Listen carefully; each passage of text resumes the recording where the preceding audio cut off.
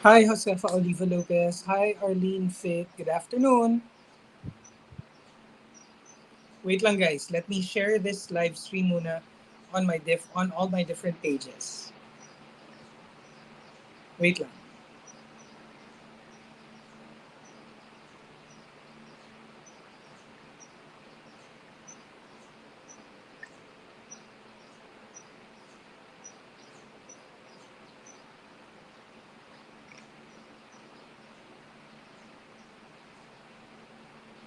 Sandali lang guys. I'm just sending, I'm just sharing pala. Wait lang. Wait lang, wait lang.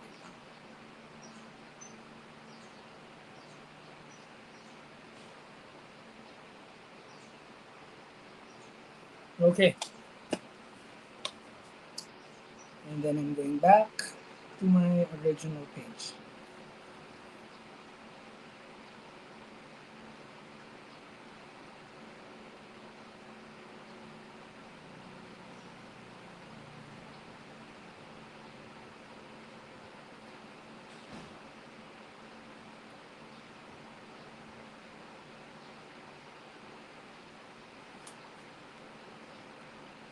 Okay, sino na nandito?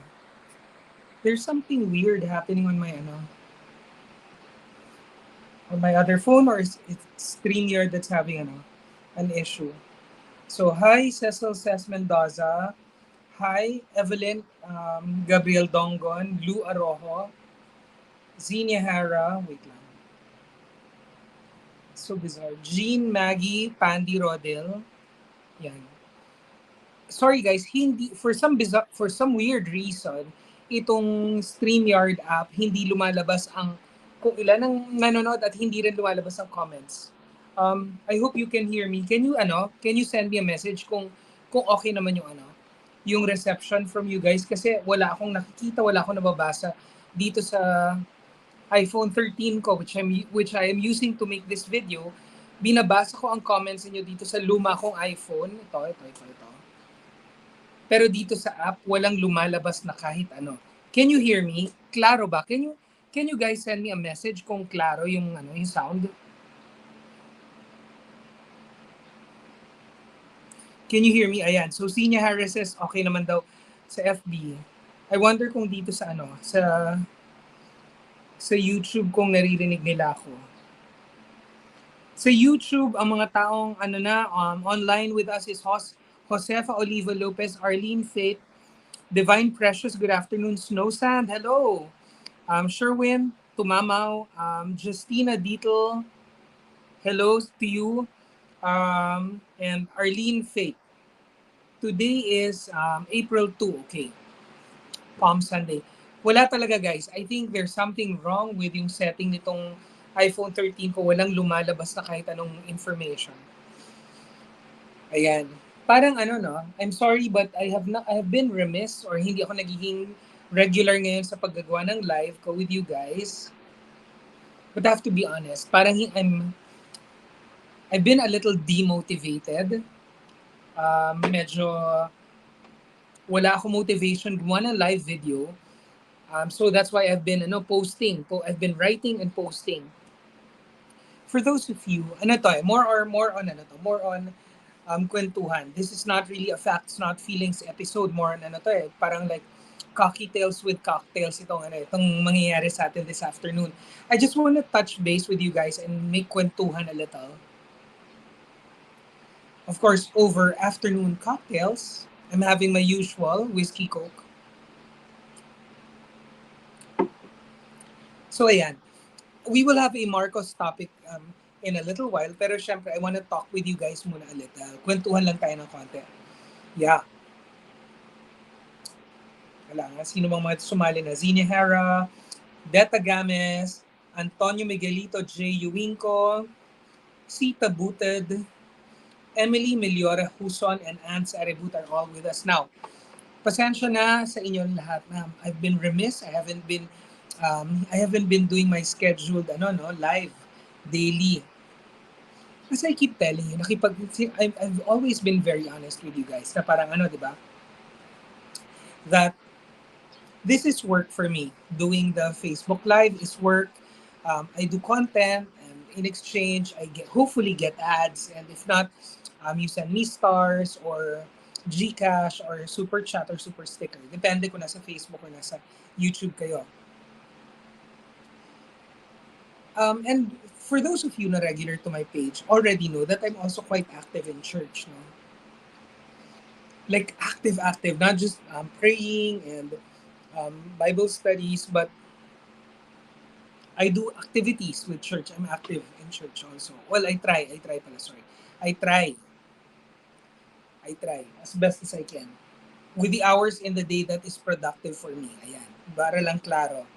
Kasi baka mamaya sabihin ng church, ang konti lang actually ng hours that I dedicate to them. Ang productive hours ni Kaki Rocky within the day is sobrang konti lang. Maybe it's age, maybe it's a fact na it's a factor of that contributes to this is that I do all things in my home by myself. Since the pandemic, wala na kaming maid. So I have 12 cats, and it's a substantial house. I have 2 bedrooms for myself, and then of course, and all of these other things that you take care of, basic housekeeping and such. So yun. So I've been very busy. I haven't had time to do Facebook Live. Also, I've been demotivated because to do politics. Kasi one, truth of the matter is, ang goal ko being a loyalista is to get the Marcoses back in Malacanang. That is my goal. To get, kasi remember, doon nag-umpisa yung drive niya, di ba? Yung determination, that political determination began with nung tinanggal, nung unlawfully, through a coup d'etat, tinanggal si President Ferdinand Edrelin, former President, the late President Ferdinand Edrelin Marcos, was removed illegally through a coup d'etat from office, di ba? Mula noon, 36 years na naghintay na makabalik ang Marcoses, and that's the goal, that's the end. Sana. My dream was to just get the Marcoses back in Malacanang and, hopefully,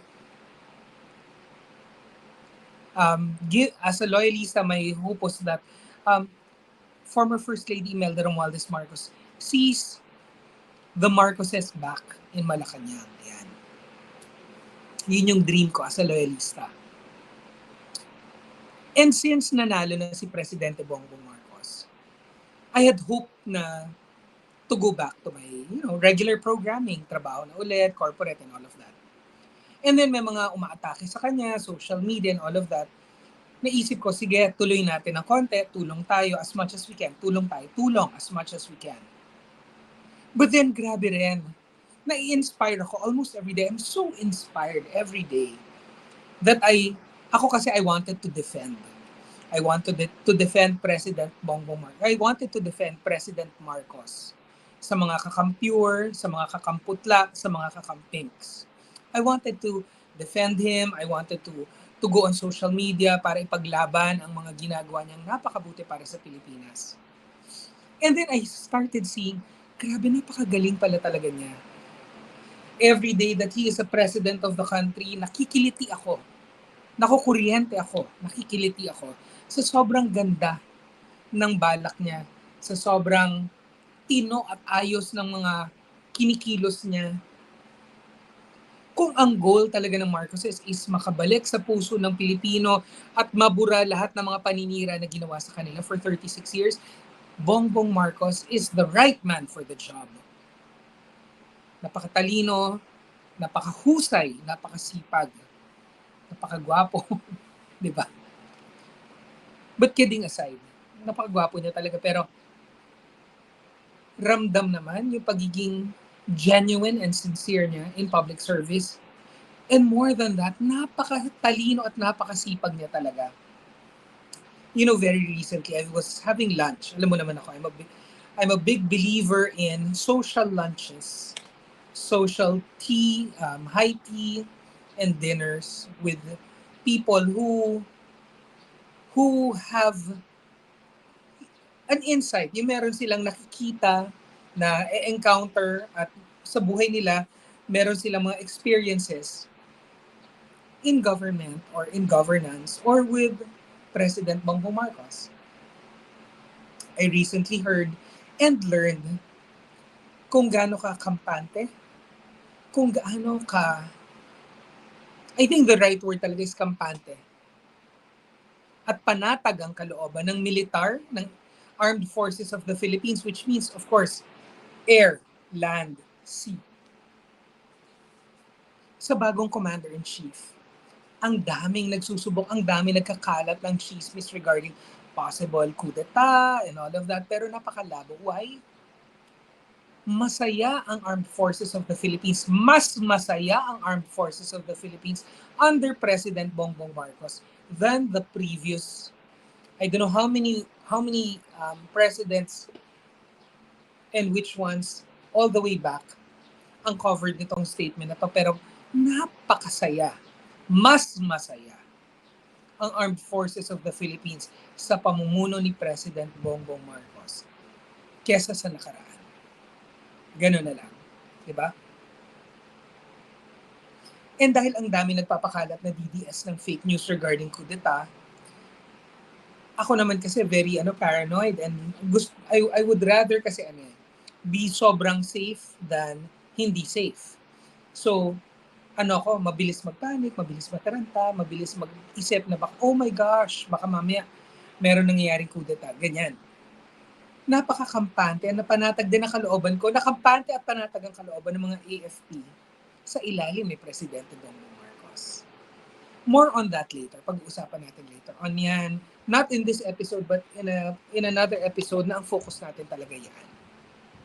Kasi remember, ang topic natin today is about legacy, legacies. Pero bago tayo tumuloy dyan, may I remind everyone, gusto ko lang ipaalala sa lahat to please like, share, and send stars to this video if you're on Facebook, or like, share, subscribe, and send stickers or super chats if you are on YouTube. Ayan. Thank you very much. Pero kung ayaw nyo naman nagpadala ng stars or ng stickers, you can always send me a private message dito mismo sa page, dito mismo sa channel. Do not look for me sa profile account, sa pangalan ko, sa mukha ko. Huwag nyo hanapin yun. Lahat ng channel kung saan lumalabas ang video ko, may message. Doon kayo mag-message. Dito kayo mag-message. Huwag kayong magmagaling, huwag kayong magmatalino, nahahanapin nyo pa ang totoo kong pangalan, ang totoo kong mukha, ang totoo kong account, dahil hindi ko kayo sasagutin doon. Dito tayo nag-uusap sa facts, not feelings. Dito lang kayo pwede mag-message. Pag minessage ako sa profile account ko, hindi ko kayo sasagutin, baka awayin ko pa kayo or block ko pa kayo. Ang mga kausap ko sa politika, dito lang pwede. Bawal akong kausapin sa personal account ko. Pag kinausap nyo ako doon, tungkol sa stars, tungkol sa GCash, tungkol sa politika, at hindi ko kayo kamag-anak, I will block you. Or baka murahin ko pa kayo. Ang private life ko, hindi ko sinashare sa mga tao sa politika dahil kasi pang-pamilya ko lang yun. Hindi welcome ang mga nakikilala ko sa politika. Okay? So kayo, dito kayo mag-message kung gusto nyong matino ang usapan natin. If you try to message me on my profile or personal account, not only will I not disregard you, sometimes I will even message you ng bastos. Okay? Pag-usapan na natin yung topic natin this afternoon. Alam, binabasa ko dahil may mga nag-message. Pasensya. Okay. Wait lang. May tumatawag pa eh. Sorry, may tumatawag. Wait, let me end. Okay. Na-end ko na yung tumatawag. Okay. Ang topic natin this afternoon is nostalgia projects and the Marcos legacy. Si Presidente Marcos has been working tirelessly, both local, domestic, all the way till international, no? Napakadami niyang biyahe, pero napaka-konti kumpara kay Duterte, kalahati lang ang biyahe niya. At lahat nagbubunga na. Buwan pa lang ang binibilang nagbubunga na, hindi katulad ng mga mga proyekto and investment pledges ng nakaraang administration, natapos ang 6 na taon, wala.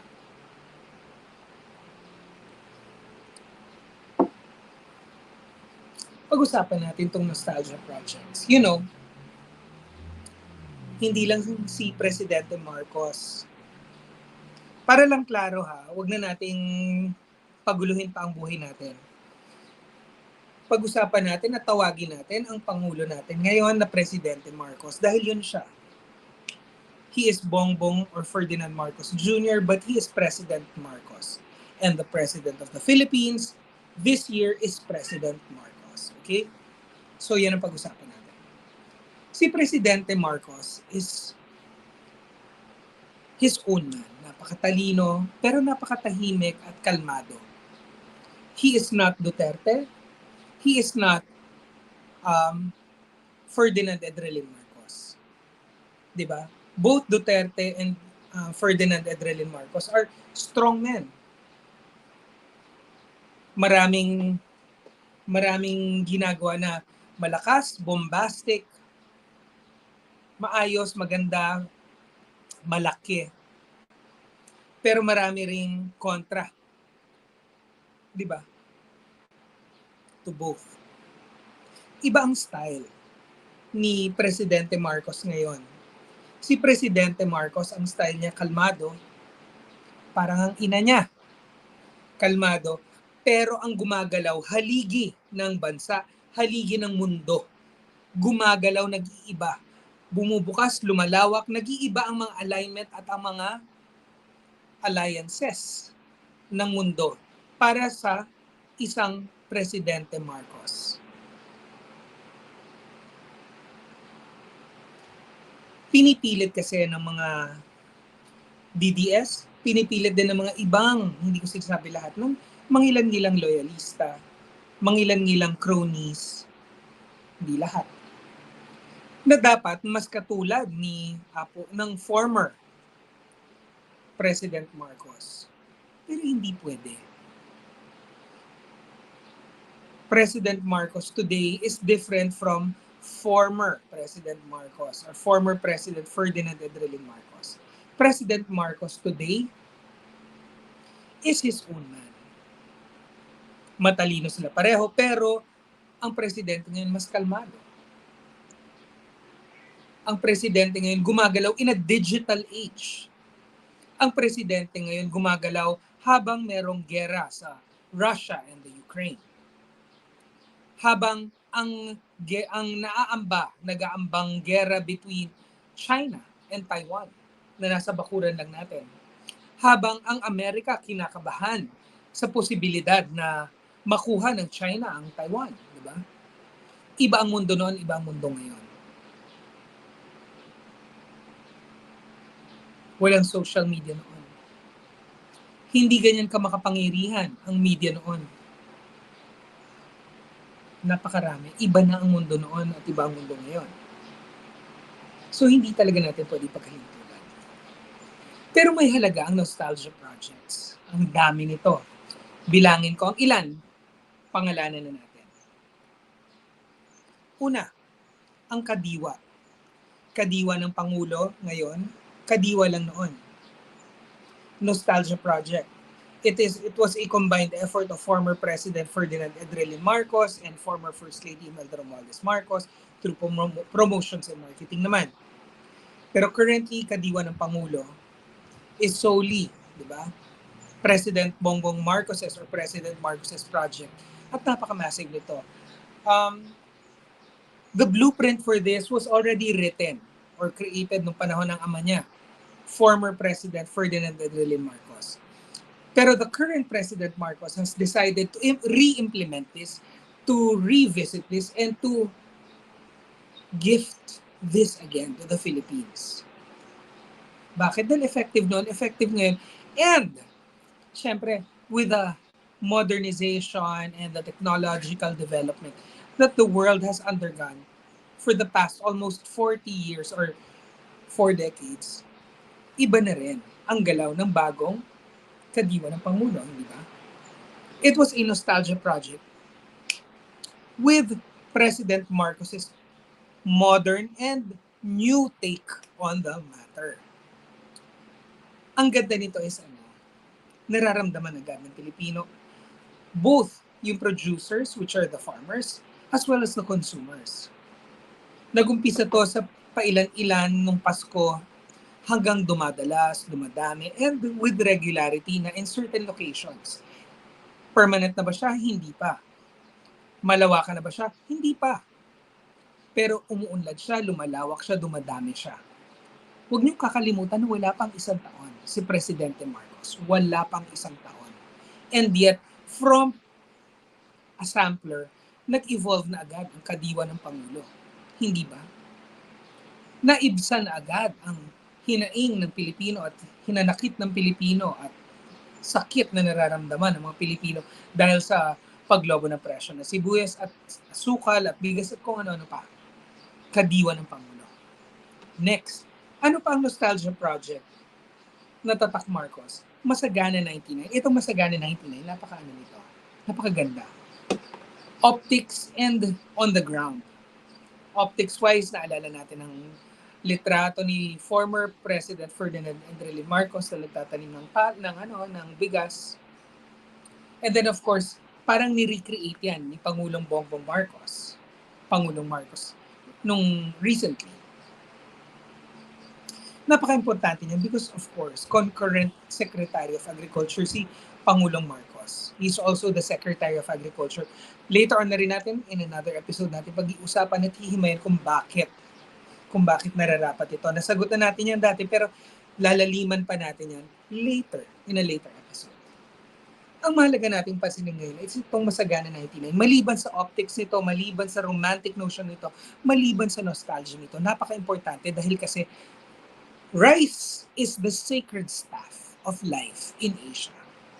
Walang full meal in Asia na walang kanin.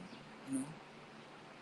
Whether in the form of steamed rice or fried rice or congee or bubur or lugaw or goto, kanin nandiyan talaga.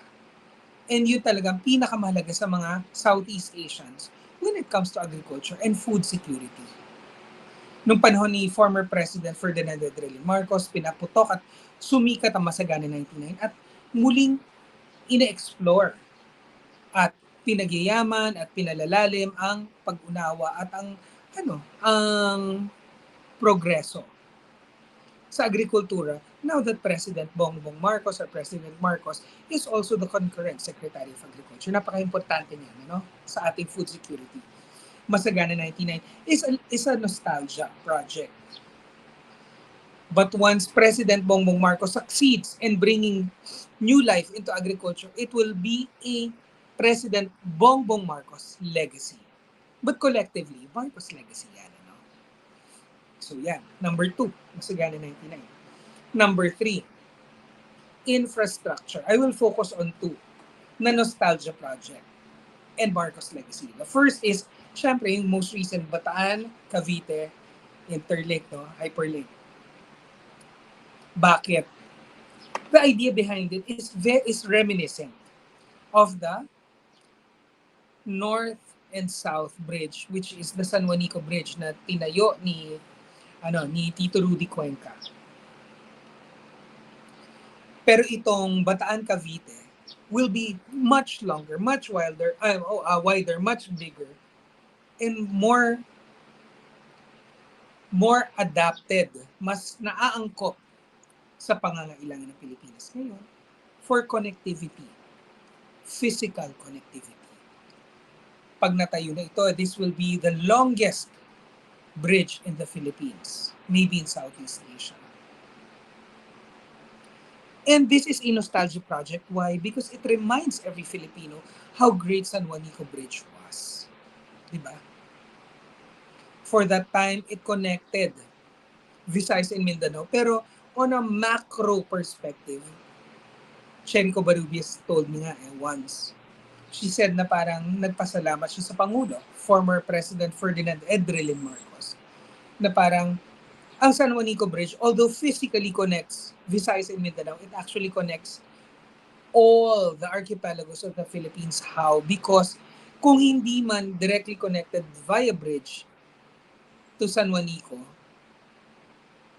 may mga connectors na that will drop you off in Visayas. And then, ang connectivity mo from Luzon to Mindanao will be that bridge. Prior to that bridge, meron na naman talagang way for Luzon to connect with Visayas. And all it took for Luzon to reach Mindanao was San Juanico Bridge. And then when this new bridge project of President Bongbong Marcos comes into fruition or mabuo na yan, parang ganun. Visionary, massive, Marcosian in proportions. Ganun kalaki, ganun kagaling itong proyekto na to. So is it nostalgia? Yes, because every single time you look at that Bataan Cavite Bridge, you will always remember that it all began with San Juanico Bridge, hindi ba? But this is San Juanico Bridge 2.0. Mas malaki, mas malawak, and of course, the design is more appropriate to the times. Next, second nostalgia project na tatak Marcos during the time of President Marcos, Bongbong Marcos, is in infrastructure is the Heart Center Annex to open in Clark. I'm sure hindi na sikreto now dahil I keep repeating this anyway that the original Heart Center, which is located along East Avenue, was designed by the father of my friends. It was designed and built by architect George Ramos, who was a visionary, one of the favorites of former First Lady Imelda Romualdez Marcos. So that building was close to the heart. Yan, diba? Play on words. That building, the Philippine Heart Center, was close to the heart of former First Lady Imelda Romualdez Marcos. And building on that, with a sense of nostalgia, but with eyes trained or focused or nakatutok sa kinabukasan or the future, gagawa ng annex si Presidente Bongbong Marcos or Presidente Marcos sa Pampanga. Hindi may aalis sa mga loyalistang tulad ko na kiligin, may kurot sa puso na palalawigin or palalakihin ang Heart Center. Pero of course, yung benepisyo niyan sa Pilipino at sa Pilipinas ang mas mahalaga. Mas maraming tao makikinabang sa galing, talino at specialization ng Heart Center. Na hindi kailangan lahat bumiyahe at dumayo papunta ng Quezon City at hindi lahat kailangan mabiktima ng traffic ng metropolis, di ba? Magtatayo doon. And I can see that it will probably mas malamang sa hindi magbubukas rin sa iba't ibang lokasyon sa Pilipinas. It's nostalgic dahil kasi of course this was originally a project of former First Lady Imelda Romualdez Marcos, the mother of the Loyalistas, hindi ba? And then napaka-touching that her son, yung parang altar niya, si Presidente Marcos, is revitalizing and reinvigorating the idea of the Heart Center by building an annex in Clark, Pampanga. Number 3. So number 4 na tayo. Number 4, tsaka last point ko na pala to. Housing. Alam niyo naman that former First Lady Imelda Romualdez Marcos was the Minister of Human Settlements. Housing yan eh. Under her direction, tinayo ang Bliss, no? Ang Bliss. It was described to us by Rita Gadi here on my page during our live session, our second live session with her, how beautiful and wonderful Bliss was. 2 units per floor, ang laki ng space, merong swimming pool, and this was way back, no? Hindi pa ito yung panahon na may mga executive apartments or serviced apartments, hindi pa ganyan na panahon yon. So Bliss was already a visionary for that time. And ngayon, tinapatan ni President Marcos na marami rin namang nagsasabi na really takes after the mom, no? Former First Lady Imelda Romualdez Marcos. The focus on housing and human settlement is such that he has more or less promised, pinangako ni Pangulong Marcos, 6 million houses or housing projects of units of housing projects 6 million in 6 years. As early as now, nandiyan ang mga Disiplina Village at kung ano-ano pa. Sa dami na ng mga na-release na unit at tinatayo ngayon, I think President Marcos is on track to achieve his goal or target of 1 million houses per year. Papunta na tayo doon. Ang lapit na natin doon. And that reminds us of how it was during the time of former First Lady Imelda Romualdez Marcos when she not only conceptualized but inaugurated and opened Bliss. No?